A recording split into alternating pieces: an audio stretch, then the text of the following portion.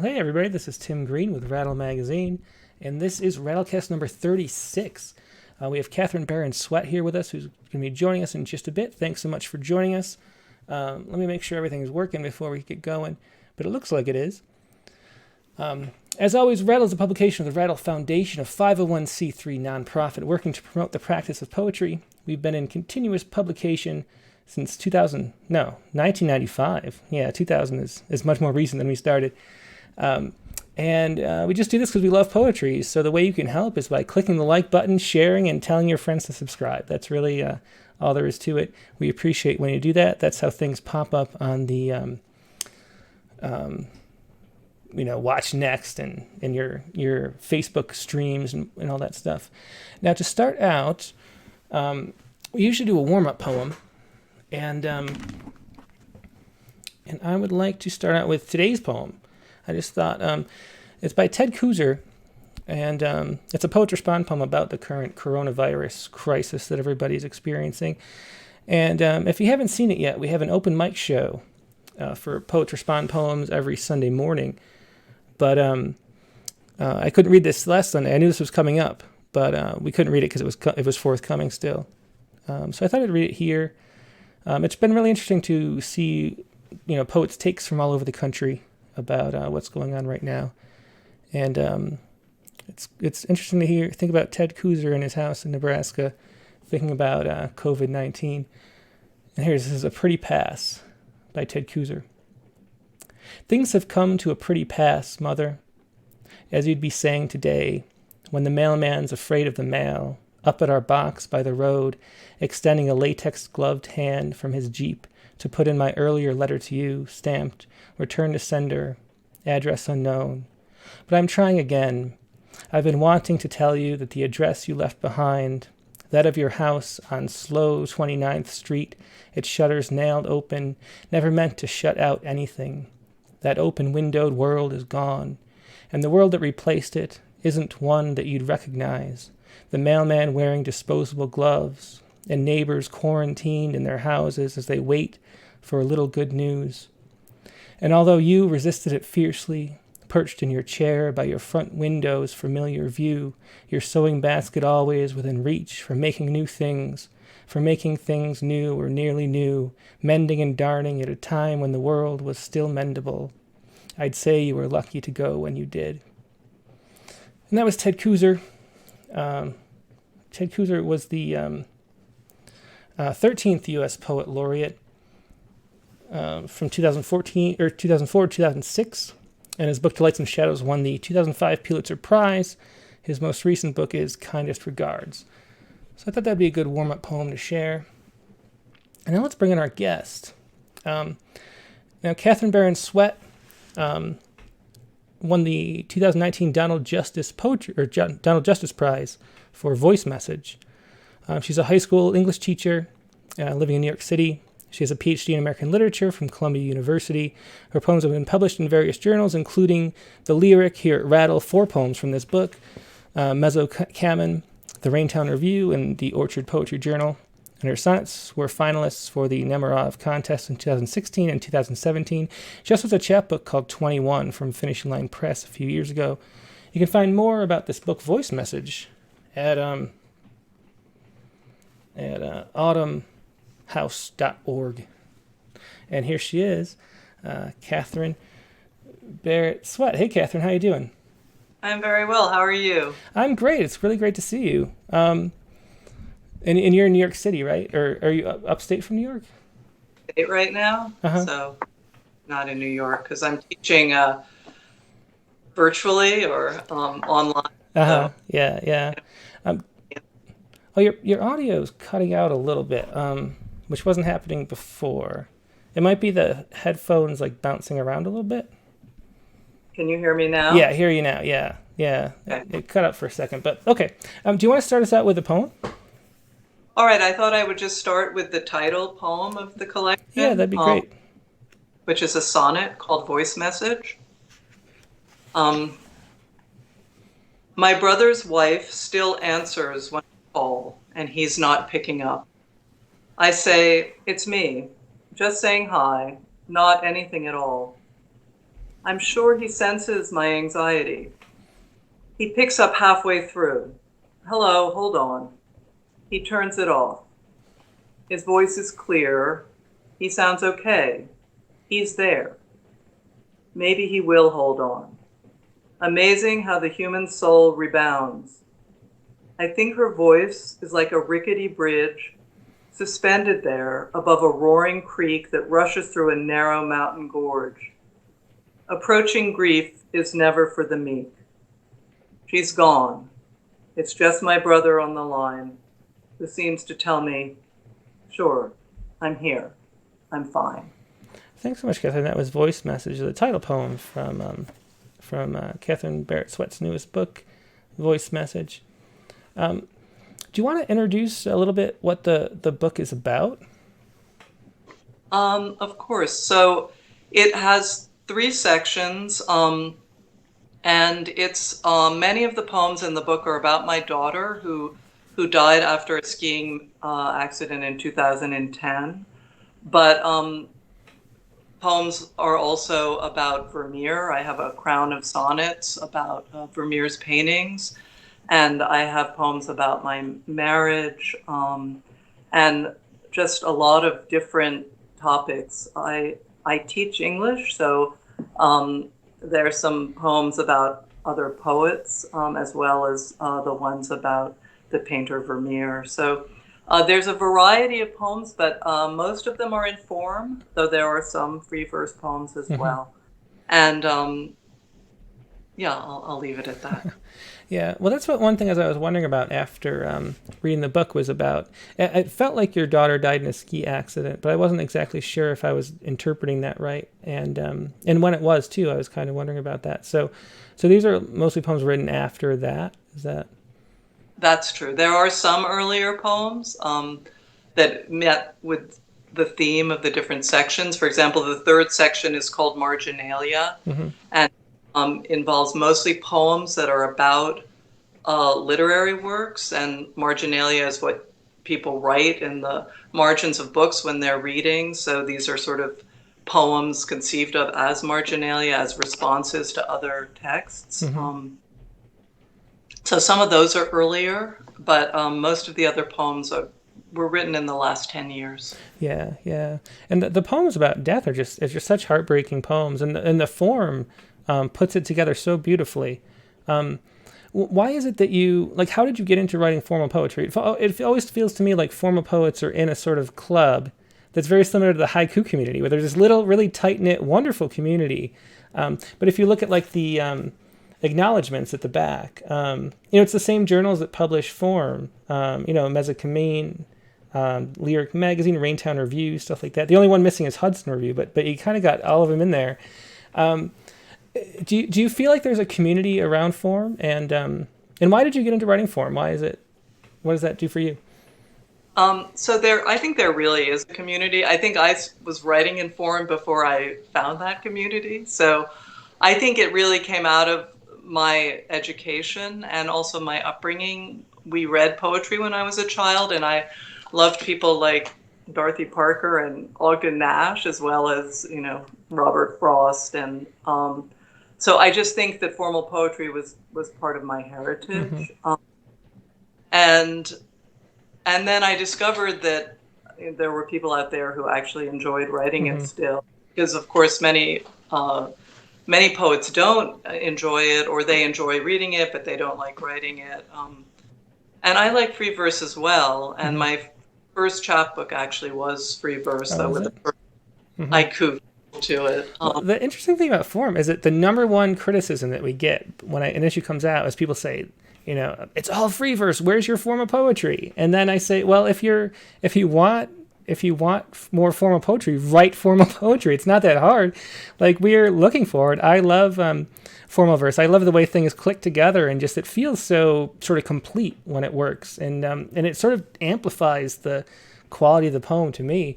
I like writing in form. I like reading poems in form, but it's the fact that like 5% maybe of submissions are formal poems, and I really don't know why that is when people seem like they want formal poetry more. Do you have any thoughts about that? I always feel like saying, like, put your money where your mouth is and buy a book like Voice Message or something. If there's Well,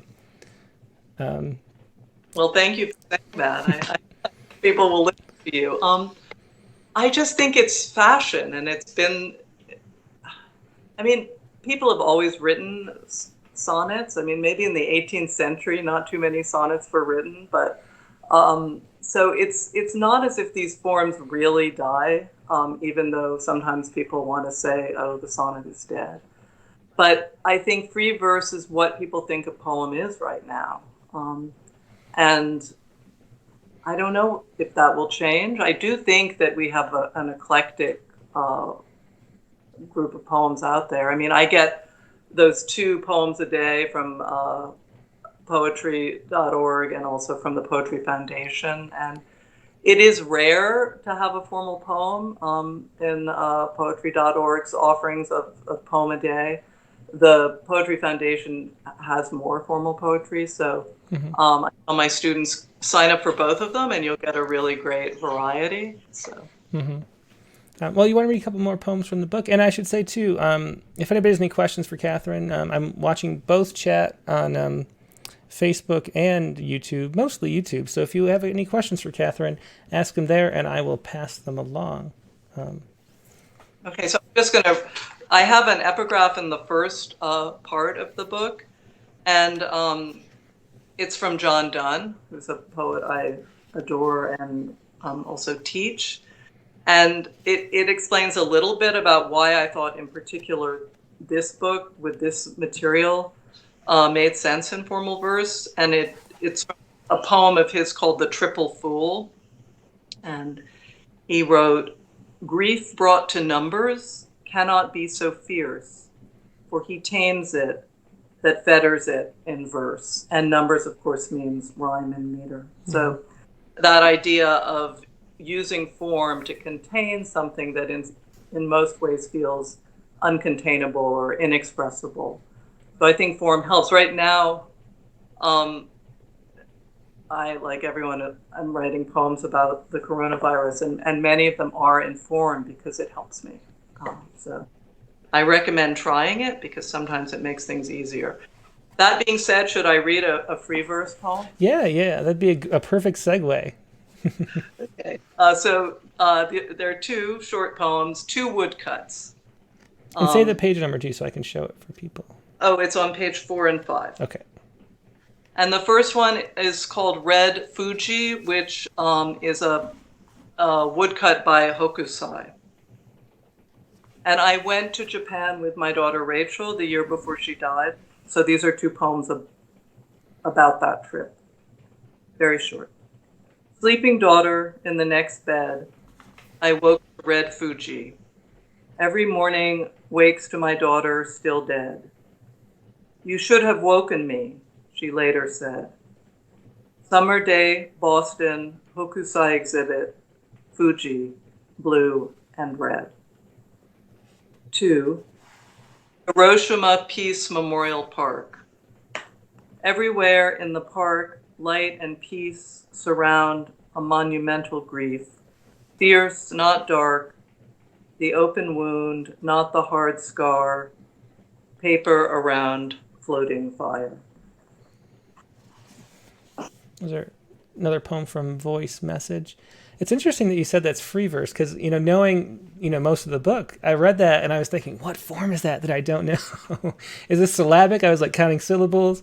I mean, there's the rhyme in there, and so I was thinking like, what form is this?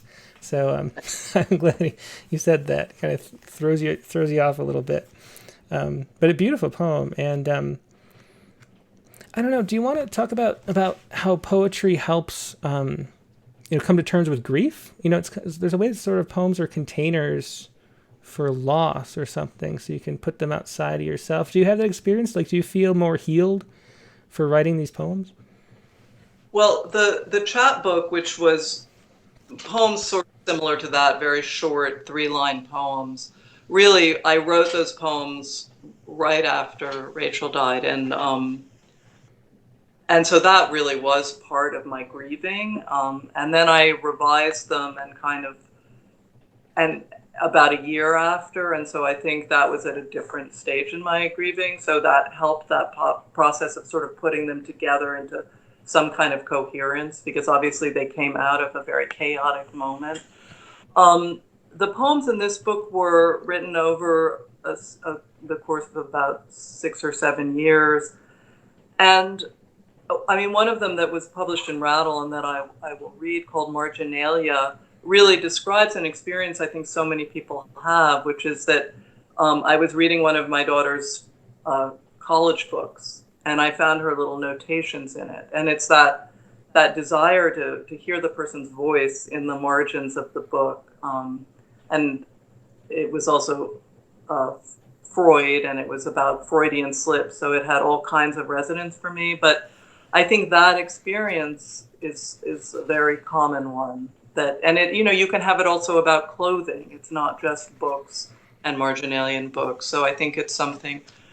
And when I wrote a lot of these poems, I did think I could write these poems. I'm a writer, and maybe that's something I can give to other people who have experienced losses. Mm-hmm. Many, many people out there go through what we went through. So yeah. Do you want to read that poem Marginalia now? It's a good introduction to it.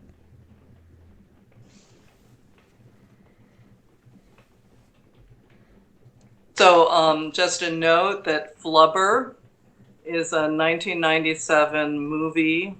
I really don't remember it very well, but I think it's Rachel's favorites.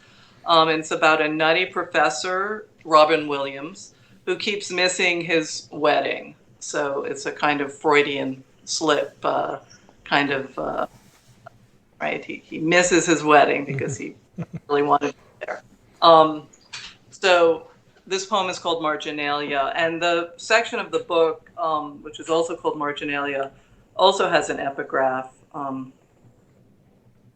One poet told me this was a hangover from my PhD, that I have to give everything epigraphs. In the Marginalia 2, we talk only to ourselves. We therefore talk freshly, boldly, originally, with abandonment, without conceit. And that's Edgar Allan Poe. Oh, that's cool. Yeah, I must have skipped that over as I was reading the book, but that's a cool quote. I like that. Right. Who reads it? Who reads epigraphs? They're there.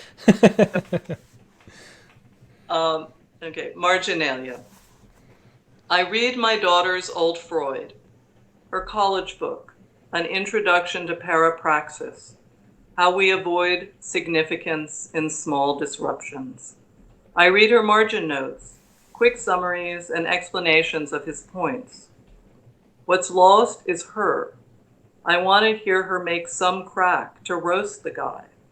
I turn the page. Nearer. She writes dad by forgetting names, and something makes her jot down flubber. I also look for hints of blame, some scribbled clue about intent, the words that might help me frame the subsequent event. Then this.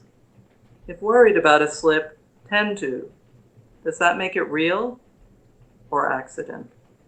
A friend said she stopped at the top. We'll never know why she paused. To catch the sun, check out the slope. Likely a patch of ice caused. No way to know or to avoid. She used to why, and I'd because, but now all answers are destroyed. Yeah, that's Marginalia from Voice Message. One of the really heartbreaking poems in the book. Was she an avid skier? We live in a ski town, and we never go skiing. I'm terrified of it, seeing all the ambulances, coming back and forth, and the helicopters occasionally. Was she a regular, like a lover of skiing? She did love skiing, and my husband was the skier. I don't. Mm-hmm. I don't ski. Pretty unathletic all around, but she skied and her brothers, and they really did enjoy it. And she was in New Zealand on a study abroad program, and she was very excited to go skiing in June because northern hemisphere people, so it's a winter thing. Oh, she wasn't even in the U.S. at the time?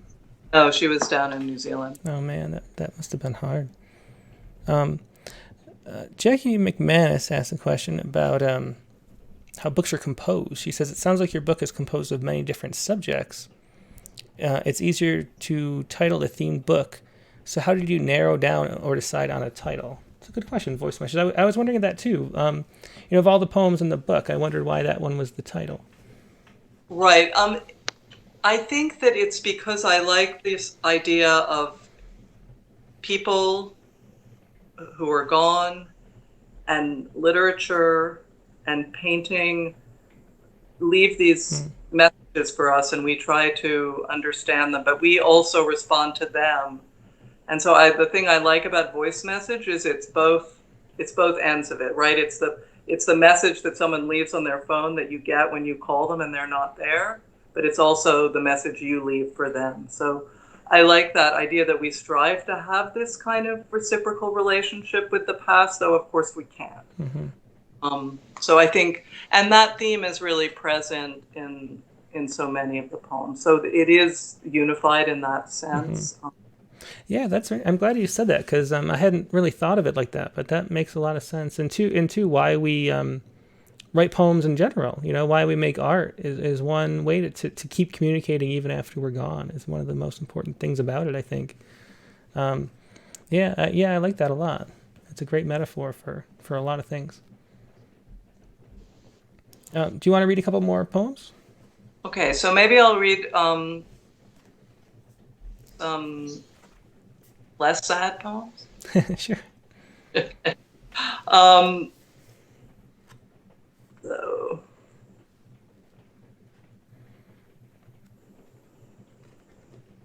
all right, so why don't I read two poems that are about my husband. He's a photographer. This one is called What Can't Be. The sky above sinks deep into a lake. Storefronts emerge from windows on a bus. These double shots photographers all take dissolve the distances that sever us. The sunset pours out from the sliding glass. A woman still inside holds out a tray. A swimming pool is sprinkled with cut grass, and clouds the children scatter as they play. Large monuments appear inside sunglasses. Green trees stand framed inside the fireplace. A man glares through a windshield as he passes, and in my pupils you see your drowned face, and your brown eyes give my face back to me, so mirrors make what can't be seem to be. So that poem owes a little bit in its imagery to photographers who love to take pictures of reflections, and photographs are not exactly reflections, but it sort of complicates our perception of reality when we're looking at something reflected within a photograph. So the imagery there owes a little something to John Donne. But this is a poem that takes its title from Donne, and it is called The Sun Rising. So it's also a sonnet, but it is also an aubade, which is a morning poem, often a poem of lovers saying farewell in the morning. And Donne's poem is about we assume, a young couple, and they're just very irritated that the sun has come in to wake them up. And so the first line is busy old fool, and that's John Donne. And my poem is about an older couple who have a slightly different point of view. While all across the town they're waking up to curse the clock and make their morning tea, to rouse the kids or walk the restless pup and look back at their bedrooms longingly, I think the sun's fantastic, rising up and pouring in with youthful yellow gleam and squeezing orange in my reddish cup and slipping in the curtains as I dream. Old fools, we're lying in the bed we made, for nothing else is calling to us now. Escaping summer's heat and oaken shade, a lazy bull, and even lazier cow. We, unlike those young fools, now realize that one day our sun will, in fact, not rise. That was the sun rising from Voice Message. Katherine, do you want to talk a little bit about your process for writing in form? We talked about form a little bit already, and I mentioned that people always ask for more form, but then they don't submit it very often. And I wonder, maybe it's because people feel intimidated by the thought of it or something. Is there a reason? Are there any advice that you have, or is there a way that you go about approaching something like a sonnet? Like, do you lay things out? Do you write it linearly? Is it a lot of revision? How do you go about that? Unless I'm writing a real sequence of sonnets, I don't necessarily know a poem is going to be a sonnet when I start writing it. But I have an idea, and it starts falling into that structure of the sonnet. And so that's why it becomes a sonnet. The logic is very clear in a sonnet. You have the turn, you have a nice number of lines, a nice square shape on the page. One of the things I love about it is that it speeds up, so that you have the first 8 lines that are kind of a chunk, and then the next 4, and then the next 2. So it's very nice ratio. It's kind of mathematical. So something I write might feel like that to me. So then I think, okay, this is a sonnet. I mean, my advice is just to read them, and not read only Shakespeare and Milton and Robert Frost, but read the ones that, in Rattle, or they're all over the place. People write them all the time nowadays. I said the sonnet is guaranteed to survive. So just read them and see what's the trick. I mean, it used to be you could read the Nemerov Contest winners, and that was sort of good instruction in contemporary sonnets. And I actually did that for a few years. I pulled out the winners. I thought, okay, what are they doing? And I sort of figured it out. Mm-hmm. And I discovered the thing that was always present was that very strong turn. A lot of other things could happen in the beginning and at the end, but you had to have that kind of dividing of the poem. It's interesting to me that you said it, because I always feel like one important thing that a lot of poems lack, a lot of free verse poems lack, is that sense of movement from one place to another. Like, it's really, if a poem is, I always like to think of a poem as a magic spell that's being cast, and the whole point is to transfer your mental state, your emotional state, from one place to another. So there needs to be like this transition from one place to another. And the thing about the sonnet is it lays it out really formally, like where to put that transition. And I don't know, it really makes it maybe easier to do it successfully if you have that architecture, that scaffolding already set up. Yeah. I mean, I had a wonderful teacher, Marie Ponceau, who died last year at the age of 98 or something. And she said that, write a sonnet a day. And I've gone through various stages doing that. And she said, because the point is you throw your standards out the window. If most of them are going to be terrible, but then some of them actually might be poems. So that's another piece of advice I was given, and I think is kind of good. I mean, the thing about formal poetry, it gives you another tool. Like, free verse is amazing, but it's harder because in metrical verse you have something that you're pushing against. So if you break the sonnet in the middle of line 7 instead of at the end of line 8, that has meaning, right? And so it gives you another source of meaning, and that's pleasurable and fun. Can you say a little bit about the Nemerov Award? Is it still going on? You mentioned that it's stopped. I think, in fact, 2017 might have been the last year. Oh, really? I didn't know that. Do you know why it stopped? I don't. That's one of those things that I mentioned before. There's like a little community of formal poets, and that's like the pinnacle, or at least it was, I guess, for formal poets. It seems like everybody entered that competition and took it really seriously, and to win. I think your bio said you were a finalist twice, right? And that's like a huge badge of honor to be included among that company for formal poetry, right? So, but it's I was but they don't do it anymore. No, it stopped. It had been going on for quite a couple of decades, Mm-hmm. and I don't know. I mean, I think you know how much work it is to run Oh a poetry. yeah, yeah, definitely. Who ran it? Do you know that? Someone named William Bear was the Hmm. editor who was in touch with me, and then the poems were published in Measure, Mm-hmm. with another formalist. Yeah, yeah. Um, well, do you want to read a couple more poems? Okay, so what I want to read what is for me quite a long poem, Mm-hmm. and it also was published in Rattle, and it's a poem about a writer I love, and I always like to give her a plug, Constance Woolson, who is mostly known because she was a great friend of Henry James, and there have been lots of novels written, sort of imagining her relationship with James. But I just really enjoy her novels, and I was thinking about her a few summers ago, and when I was about the age she was when she died, and so I wrote this poem called Dust.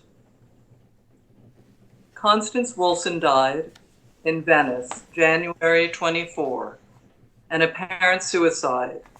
She was not yet 54. Henry James said half one's feeling for her was anxiety. He wrote it repeatedly in letters that scholars find revealing of James's own anxiety. He thought her cheerful manner a facade, as flowers set in the window have nothing to do with what's inside. Did he think how the pots might fall below, the careless maid knocking them off the windowsill? His metaphor is shocking, as Woolson was the pot that fell. She would hate the bios and novels about her lovelorn melancholy. She was a writer who wanted readers, and of course she was lonely, living abroad, far from home, to save money. I reread her novels most years. I like the smell of old papers and books, of library stacks, forgotten lives. I take them like snuff in the afternoon, the past boxed up like Bluebeard's wives. Who isn't lonely as she grows older? I cleaned the embossed spine of East Angels, bought for nothing when secondhand books first went online. I spent hours dusting and wiping each shelf with lavender oil to fight off mildew and soil. The last Christmas, she turned down all invitations. She wanted to be alone with her things and memories. Her gondola wound for miles around the lagoon. I am now her age, and I don't believe she killed herself for love. Hers was a deeper grief, and she was not afraid to die. She wrote that repeatedly. James couldn't get over that suicide is impolite. It seems so out of character, like refusing to eat your host's meat. I think she reached the limit of memory, writing, and stuff. Even a gentle lady has the right to say enough, not enough, enough. And that was Dust from Katherine Barrett Swett's new book, Voice Message. Um, I keep, now that you're reading these poems after explaining the purpose or the title of Voice Message, I keep thinking of poems as voice messages, and the whole process of participating in poetry really is exactly like you get these voice messages from the past from John Donne or somebody like that, and then you have your own response which they can't hear, but somehow it's still an exchange, and you have that whole section of book that's sort of like that at the very end, the last maybe dozen poems or so. It's a really cool way to think about poetry. So thanks for that. Over on Facebook, Jessica Dawson says, it's not really a question, more a statement, but we'll make it a question. She said, in college several years back, we were told that form wasn't something that editors would be interested in anymore. She says, I loved writing them, and yet I was discouraged by the seemingly lack of acceptance of them. Since then, I have had 2 acceptances of a sonnet and villanelle. And Yeah, and so someone else said something very similar, which I can't find right now. But there is that thing about teachers telling students not to write in form. Why do you think that is? You're a teacher. How do you go about teaching poetry? And I assume you don't tell people not to write in form, right? No, I don't. We have a poetry workshop in at my school, my high school, and we divide it up. And so the first semester is sort of introduction to poetry, and then the second semester is introduction to form. So I've taught both halves. So yes, I have taught formal poetry, and I really enjoy doing it and introducing kids to it. Recently, we were doing ballad form, and I had the great pleasure of playing them Auden reading when I walked out one evening. Mm-hmm.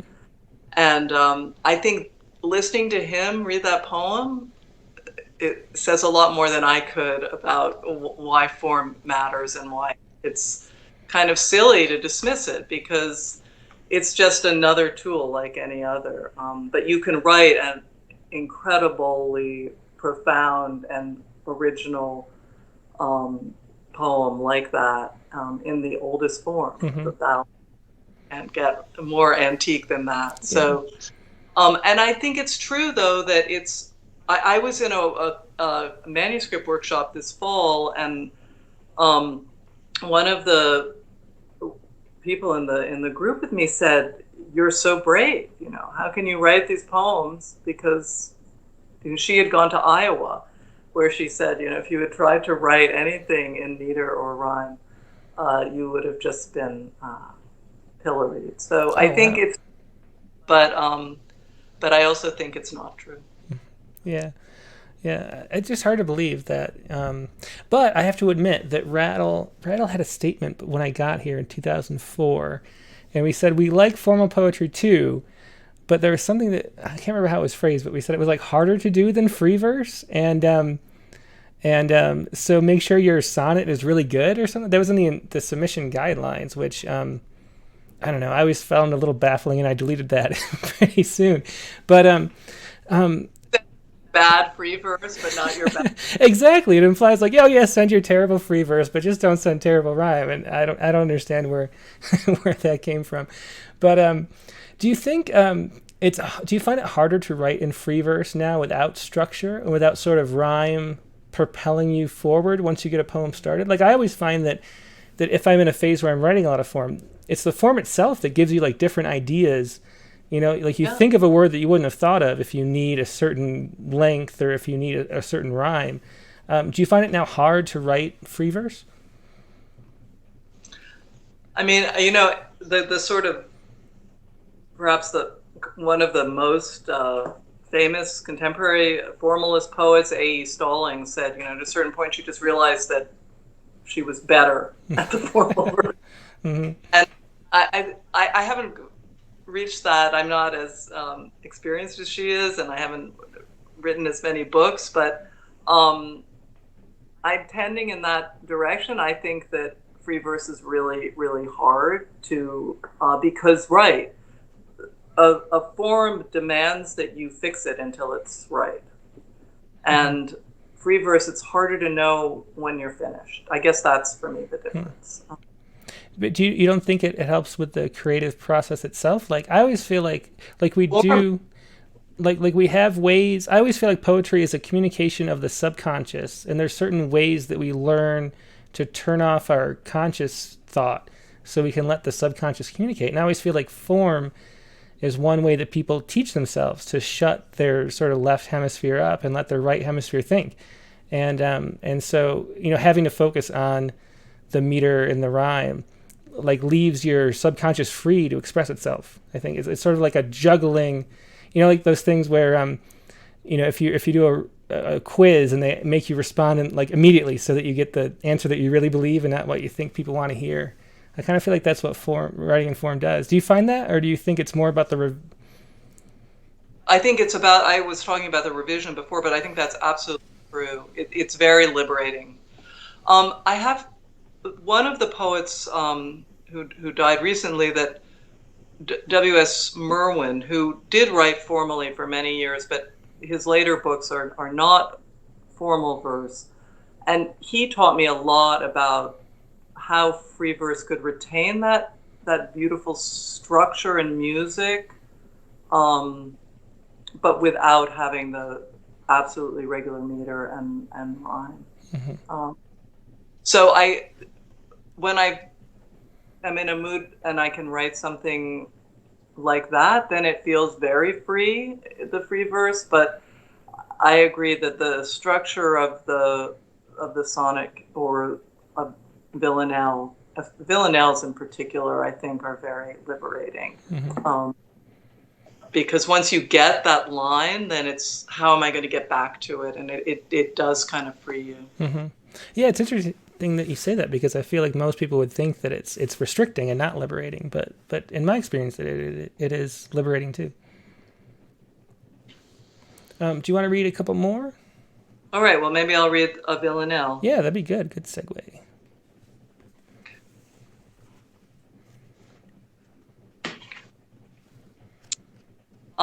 So there are two villanelles in the book, and I'll read the second one, which is called Winter Light. I wish I could believe that ghosts were true, a flashlight ready when the lights go out, that death could leave behind a bit of you. I pass you on the street. I interview someone who tosses her black hair about. I wish I could believe that ghosts were true. Forget-me-nots return each year in blue. Your brother smiles and something in his mouth. I think death left behind a bit of you. I wear your yellow sweater from J. Crew or hear a piece you practiced on the flute. I can almost believe that ghosts are true. The skin, the voice, the laugh, the it of you grow daily more and more remote. Death's only left behind a bit of you, which isn't you. The winter light comes through your window on 1,000 whirling motes. I wish I could believe that ghosts were true and death had left behind a bit of you. That's a great example of the form that I can almost believe the ghosts are true. Such a great refrain to run through the poem. And it's true, right? One wishes that ghosts... I think at my age and experience, the idea of a ghost is thrilling. That I never thought of that either, but that's totally true. Like when I was a kid, I was terrified to go in the basement because it was one of the, dark and creepy, and maybe there's a ghost down there. But now, the thought is is much more appealing. Now that maybe I could get to be one, I guess. Do you want me to read another? Yeah. All right, this is another poem that was in Rattle. It's called City of Refuge. I dream we're exiled to a distant land, a home for careless parents searching for the lost, a place where locals understand we'll never find what we had years before. And when a stranger there makes idle chat, we know he'll know that we have a dead child or two, and he does too, and he'll know that you talk about the dead as if alive. For in the waking world, we hesitate to mention her. We have to make a choice between our neighbors staring at his plate and somehow seeming to have lost his voice, or are just saying that we have no daughter, the way a drunk might say his gin was water. Yeah, I remember, picking that poem for publication, and just those last two lines are just so haunting and good.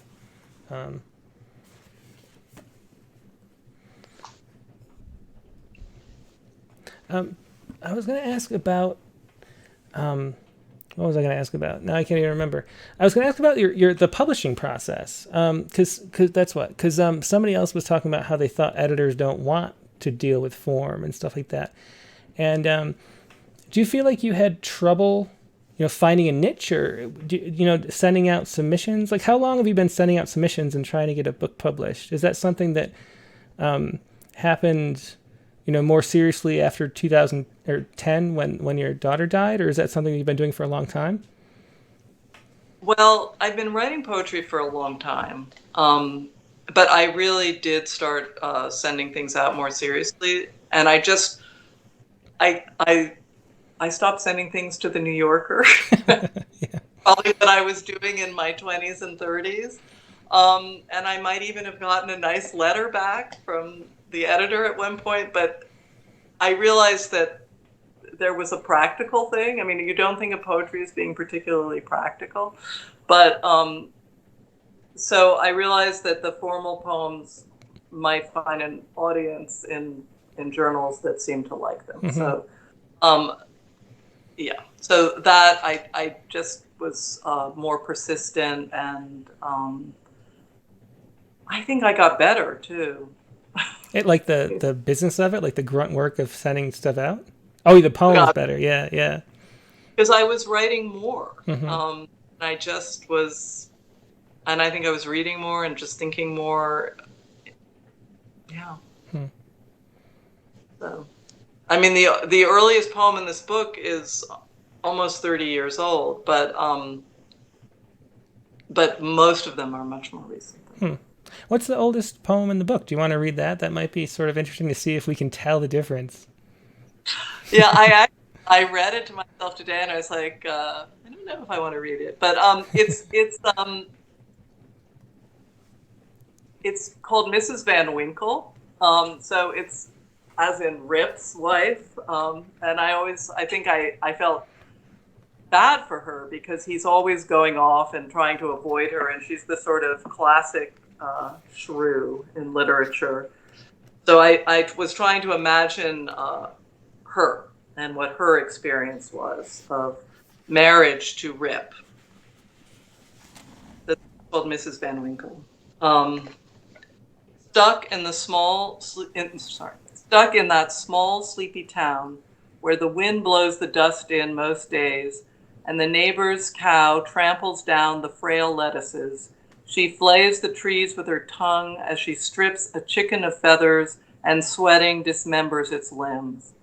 Glimpsing her man as he slips out the gate with his grin and gun, she remembers how once his hard hips hooked above her thighs, his odd twitch and gasp as she pulled him in, to her own triumph caught in his widening eyes.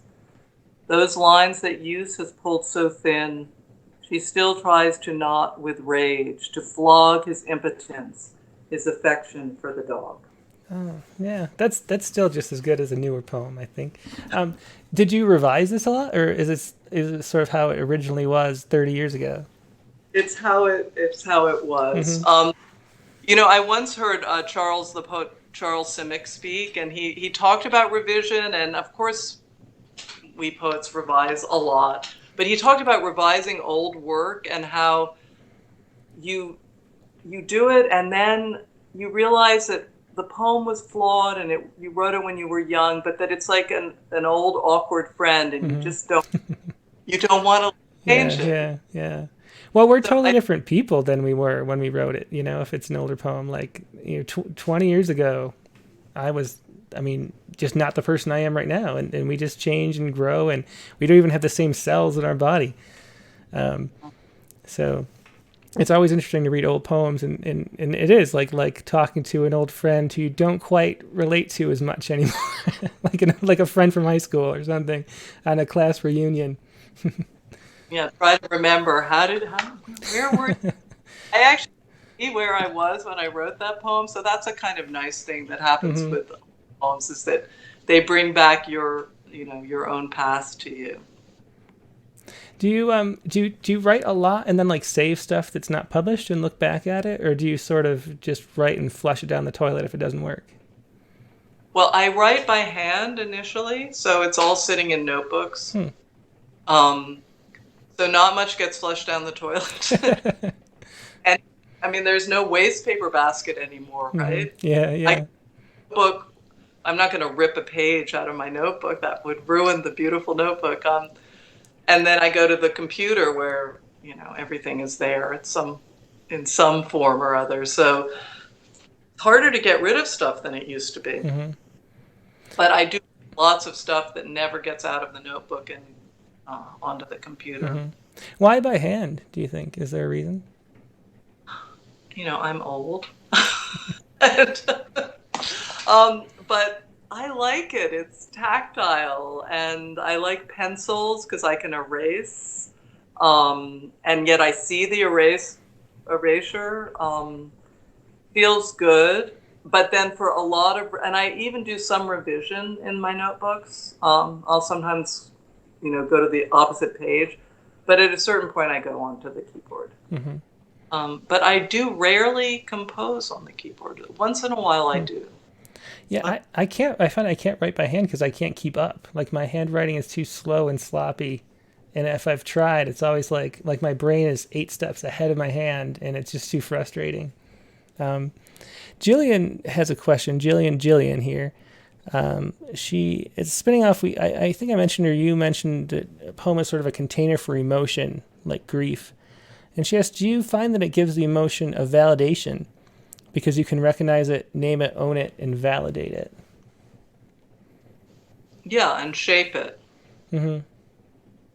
I mean, I think if I came back, I would be a great singer or a great painter, right? So I think writers, we have envy of other art forms that seem such a more direct emotional capacity.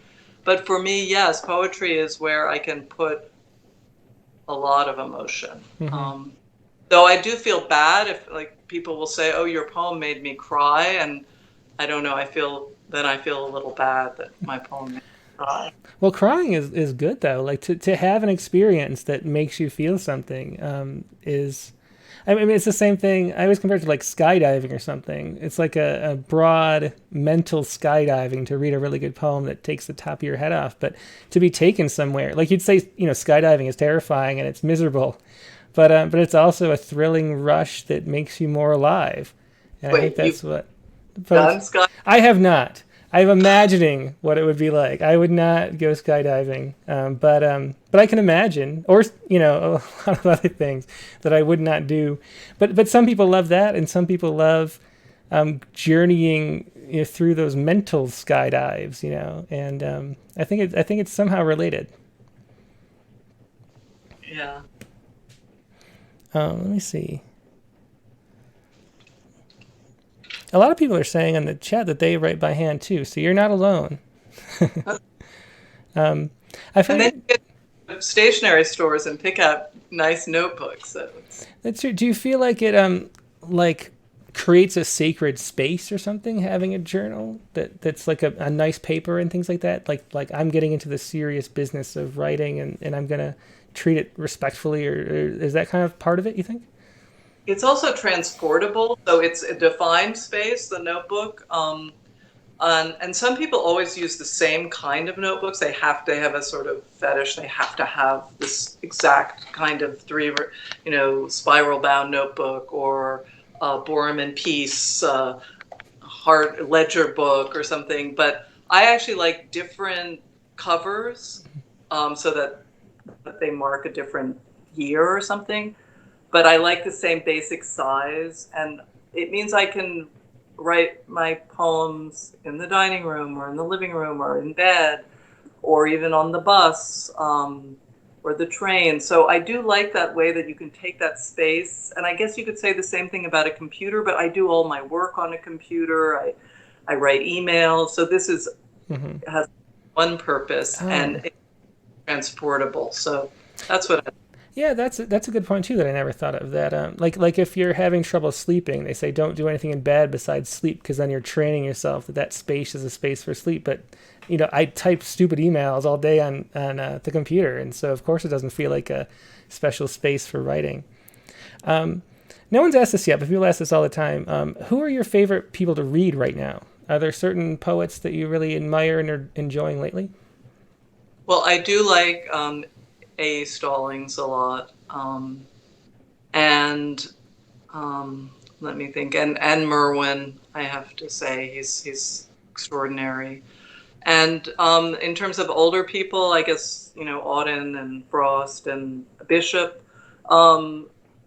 Actually, I've been reading Bishop a lot during the coronavirus. I find her very serene, and I mean she's not serene. She's edgy and ironic, but there's something about her that her mind is so clear, I guess. I'm getting at more And than there's some of her poems that seem like they're about the coronavirus. I don't know if you've seen or noticed that, but a few people have like posted them on Facebook or whatever, and I'm like, whoa, it's like she's channeling the future or something. Wish I could remember the title of one off the top of my head that I'm thinking of, but yeah. Do you want to, we have like 4 minutes left. Do you want to finish off with a poem or Okay. two, if they're like sonnets? Yeah, why don't I do a couple of sonnets? I'm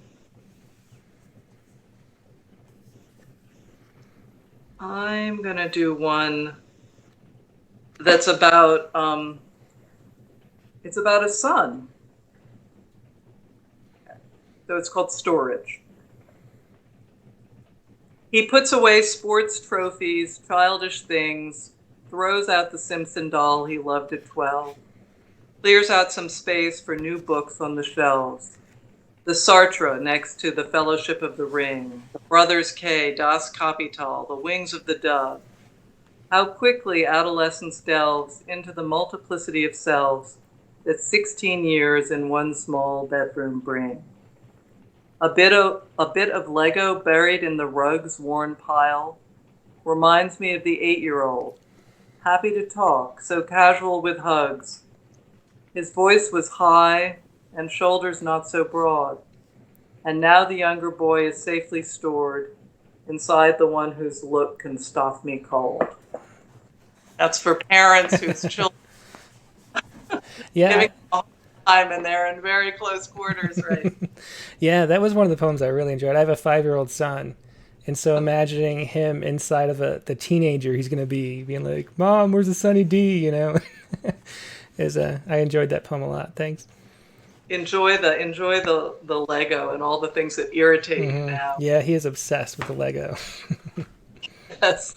Yeah, some children really get into Lego. Well, I usually close with this one, so I think I will again. It's a summer poem, and it refers to the classical Chinese poet, another poet I really love reading, Tu Fu. And it's another poem it's about my husband. Late this summer night, I read you some translations of Tu Fu, as all around tree shadows on the lawn sparkle with the flashy multitude of fireflies that show up every June. The government decays, but they appear, a disco frenzy stretching to the sky, above our heads, below, in front, to the rear, impossible to trace with just the eye. The night comes late, the air feels warm and wet, our dinner's done, but it is good to drink with bats, bullfrogs, pond moon. Good to forget how many states we've seen rise up and sink, how many summers we've seen disappear, and wondered if we'd see what comes next year. Excellent. This Late Summer by Katherine Barrett Swett from her newest book, Voice Message. Thanks so much for joining us, Katherine. It was really a pleasure hearing your poems and getting to talk to you. Hope you have a nice week and stay safe. Yeah, you too. Thanks so much, Tim. It was great talking to you. Yeah, good night. Good night. Yes, that was Katherine Barrett Swett. Her book is from Autumn House Press, which you can find. Put the website on the screen if you can see it. That's Autumn House Press at autumnhouse.org, just like it sounds. Pick up a copy if you can. It's a really great book, especially if you like formal poetry. Let's see. So there's 56 people watching still on YouTube and only 17 likes. So just click that like button for me. It really helps. It tells the algorithms that this is broadcasting that people want to read. So I really appreciate it if you could do that. And hope you're enjoying the show. We meet like this every Tuesday night with a new poet. I might as well say right now, next week's guest is going to be Charles Harper Webb, Rattlecast number 37. Charles Harper Webb is the first poet we published way back in issue number 4, I think. I mean, not the first poet we published, the first poet we interviewed. It was Alan's very first interview. And maybe we'll have to talk about that, because I've heard the story about how Alan had no idea how to do an interview and was terrified and walked in and was terrified through the whole interview. So I wonder if Charles picked up on that. But we'll see what Charles Harper Webb's been up to. His newest book is Sidebend World from, I think that's Pitt Press. So we'll talk to Charles Harper Webb. Very entertaining poet, one of those poets we've published a whole bunch of times. Now, we also have a open mic for a prompt every week. And this is to encourage everybody to write poems, because writing poems is a wonderful thing to do. Now, last week's prompt was a happy love poem. It's harder than it sounds. Try to avoid cliches. And all these poems are from, all these prompts are done by Megan, Rattle's assistant editor, and my wife, who's in the next room over. And I was a terrible husband and did not write the prompt poem this week either. I really should have written a happy love poem. But I am overwhelmed trying to read all of our chapbook prize submissions. We're supposed to announce the winner on April 15th, and I am just reading manuscript after manuscript, so I didn't write anything this week, but Megan did. And this is what she wrote for her own prompt. This is Precipitation. And now this better be about me and not Todd, her ex-boyfriend from 20 years ago, because I don't know who else she'd write a love poem for, if you know what I mean. So let's see. This is Precipitation. Sometimes when the day is done, it has washed us clean like a light, baptismal rain. We come together and make each other softer, like snow falling on snow. Sometimes the day is a dust storm and our bodies are clouds of it, and when we come together, what we give each other parches us. And on those days, we go our separate ways, but I can hear you typing, and you can hear me humming, and when the sky opens again, it will cover everything. That's a really, really nice poem. Thanks so much. Megan's a great poet, so part of the reason I'm doing these prompts is to make her write stuff, because she's a much better writer than me, and she hasn't been writing. So I'm glad we could make her write poems, and I like that poem a lot. Let's see. And now next up we have Caitlin Buxbaum, and we have audio from her. Now, if you wrote a prompt poem this week for this week's prompt, there's a few things you can do. You can email it to openmic@rattle.com. Then I can show the poem on screen like Caitlin did. You can include audio so I can just play it like Caitlin did. You can also call up and let me put the numbers up on the screen. The phone number to call in is 818-850-7727, or you can send me a chat message over Skype, and that's Rattle Poetry, all one word, and I will call you when I get a chance. Let's see. And Carrie Radna says she, let's see, was it a love poem for the prompt? Yeah, so we're fixing these open mics to the prompt, and so it has to be a poem that was written after the prompt, because we want to encourage people to write poems, because writing poems is a really great thing to do, even though I didn't do it myself this week. So this is Caitlin Buxbaum's poem. I keep clicking the wrong one. Sonnet number 1. She wrote 2 sonnets for us, and here they go. This is sonnet number 1 by Caitlin Buxbaum. Sonnet 1. The familiar... Hang on a second. Let's try this again.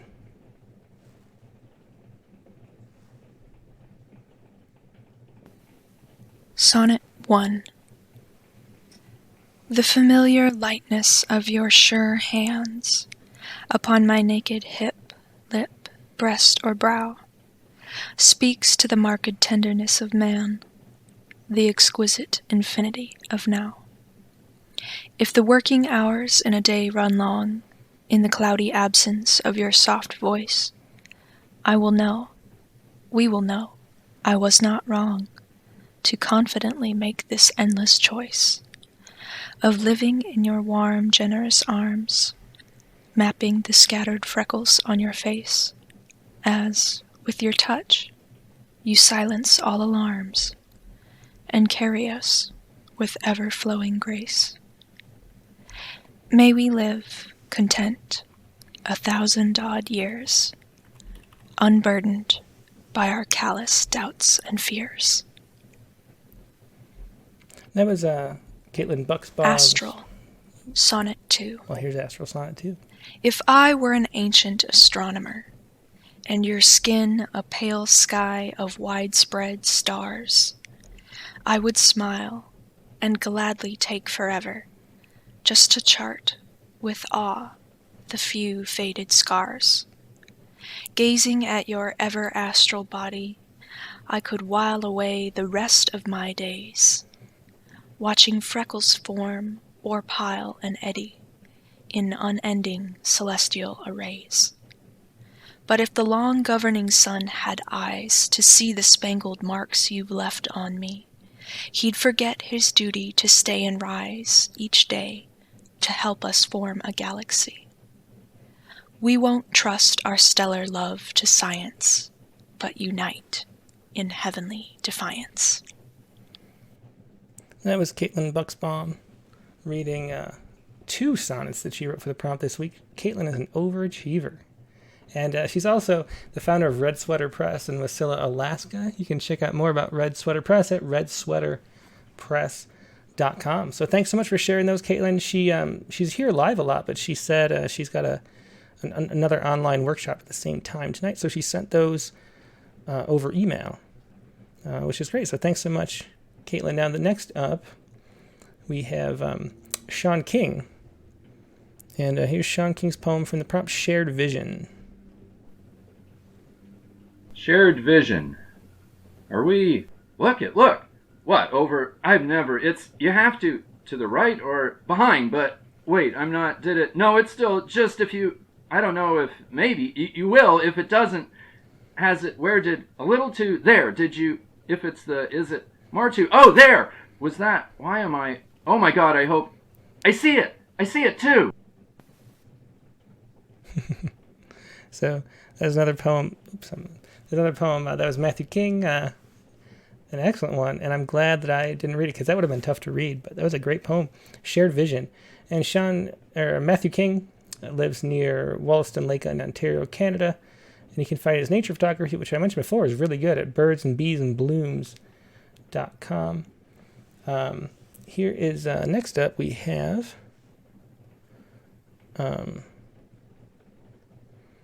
Carla Schwartz with Love Struck.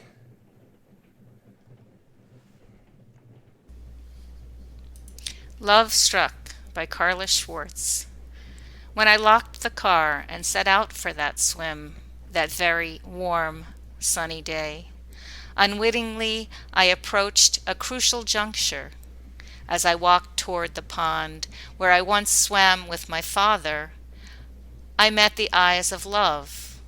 Although these were hard to read, so I, unaware, didn't realize I needed convincing.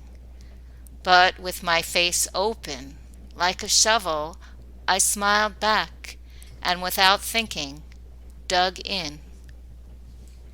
That was Carla Schwartz reading her poem Love Struck. And Carla Schwartz is a regular contributor to this Rattlecast.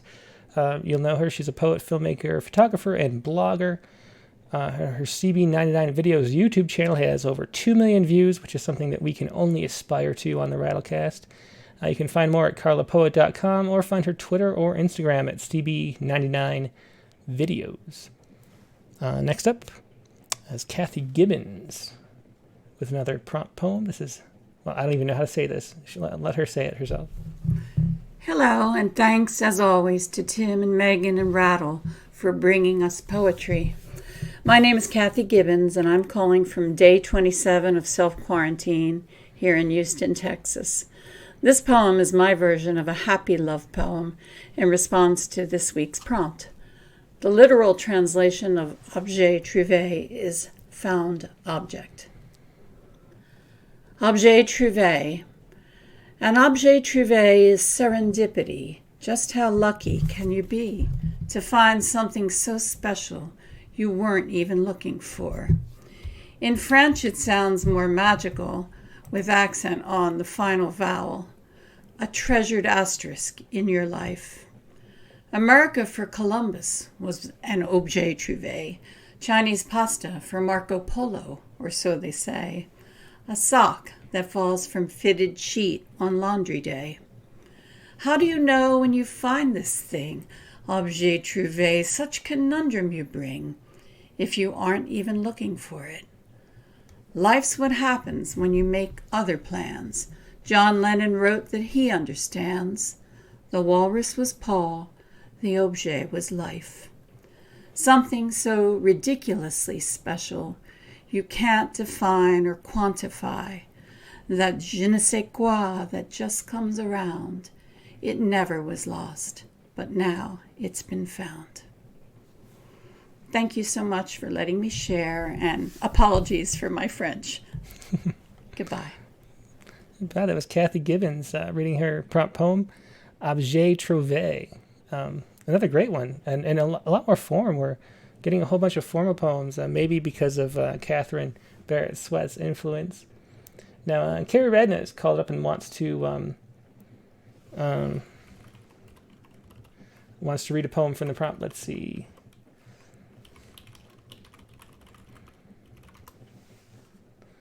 We'll call it Carrie Redna.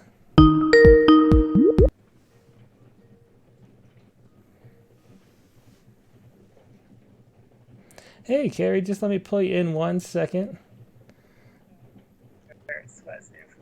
Carrie Redna, hello. Can you hear me? Yeah. Hi, good to see you. Loud and clear. Another New York poet. Good to represent New York. How you doing there? Pretty good.